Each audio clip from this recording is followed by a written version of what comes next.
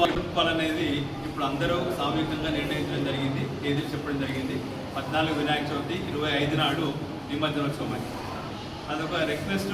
ఎవరైతే వినాయకులు స్థాపన చేస్తున్నారో వారందరికీ రిక్వెస్ట్ ఏంటంటే, దయచేసి ఇక్కడ ఎంత ఎత్తున్నది, ఎంత ఖర్చు పెట్టినాము అని కాకుండా ఎంత భక్తితో చేసాం అనేది ముఖ్యం. కాబట్టి దయచేసి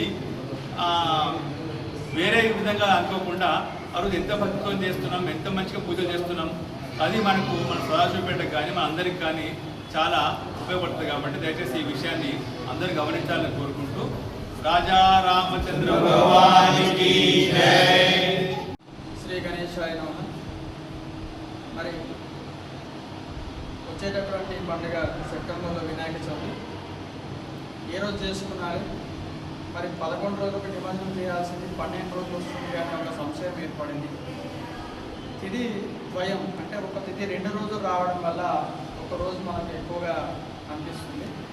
కానీ చవితి నాడు కలశ స్థాపన చేసుకొని అనంత చతుర్దశి నాడే నిమజ్జనం చేయాలి.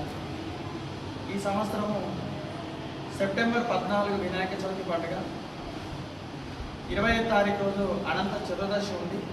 ఆ రోజు సామూహిక వినాయక నిమజ్జన కార్యక్రమం ఉంటుంది. ఈ విషయంలో కూడా ఎలాంటి సంశయం అవసరం లేదు. ఇదే కాకుండా తెలంగాణ ప్రాంతంలో పండుగలు ఎప్పుడు జరుపుకోవాలి, ఏ తేదీలో జరుపుకోవాలి అనేటటువంటి నిర్ణయం చేసేందుకు ఒకటి విద్వత్ సభ ఉంది. మనకున్నటువంటి ఆగమాలు చాలా ఉన్నాయి. వీరశైవము, స్మార్థము, వైకానస, వైష్ణవ, ఇట్లా అన్ని ఆగమాలకు సంబంధించినటువంటి పండితులందరినీ కూడా ఒక వేదిక మీద తీసుకొచ్చి ఆ విద్వత్ సభ ఏం చేస్తుందంటే, వచ్చేటటువంటి గత సంవత్సరం పండుగలన్నీ కూడా ఈ సంవత్సరం నిర్ణయించడం జరుగుతుంది. ఆ విద్వత్ సభ కూడా 14వ తారీఖు రోజు వినాయక చవితి, 25 రోజు అనంత చతుర్దశి నిమజ్జనం అని చెప్పేసి కూడా నిర్ణయించడం జరిగింది. కాబట్టి దాని ప్రకారమే మన సదాశివపేటలో కూడా యథావిధిగా 14వ తారీఖు నాడు పండుగ, 25 రోజు నిమజ్జన కార్యక్రమం ఉంటుంది. అందరూ కూడా ఈ ప్రకారంగా నిర్వహించుకోవాల్సిందిగా తెలియజేస్తూ, అదేవిధంగా 23వ తారీఖు నాడు బాల వినాయకులు. ఎందుకంటే సదాశివపేటలో కూడా బాల వినాయకులు, అదేవిధంగా పెద్ద వినాయకులు అనేటువంటి 2 రకాలుగా నిర్వహించడం జరుగుతుంది. సుమారుగా 45 సంవత్సరాలుగా జరుగుతుంది.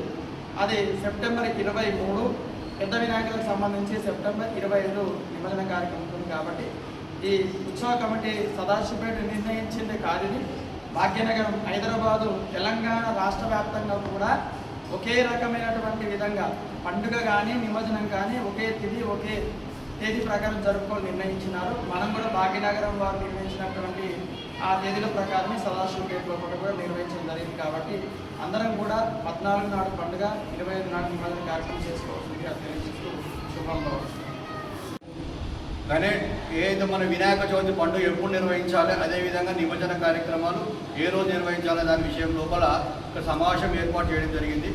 భాగ్యనగర్ ఉత్సవ కమిటీ ఏదైతే ఉందో మొత్తం రాష్ట్ర వ్యాప్తం లోపల అందరూ కూడా ఒకటే కార్యక్రమాలు ఒకటే రోజు చేయాలని చెప్పి నిర్ణయించిన క్రమం సెప్టెంబర్ 14వ తారీఖు రోజు పండుగ వినాయక చవితి. అదేవిధంగా సదాశివపేట ఆనవాయితీగా మన దగ్గర 2 రోజులు చేస్తారు. ఒకటి రోజు బాల వినాయకులు, ఇంకోటి పెద్ద వినాయకులు నిమజ్జనం. ఏదైతే పెద్ద వినాయకుడు అనంత చతుర్దశి రోజు 20వ తారీఖు వస్తుంది. 25వ తారీఖు రోజు 25వ తారీఖు అది ఆ రోజు నిమజ్జనం. అదేవిధంగా 23వ తారీఖు బాల వినాయకులు నిమజ్జనం కార్యక్రమం. దీని తిథి ప్రకారం ఇదంతా స్వామి అందరూ కూడా ఒకటే రోజు నిర్వహించాలని చెప్పేసి కార్యక్రమం నిర్వహించడం జరిగింది. జై శ్రీరామ్.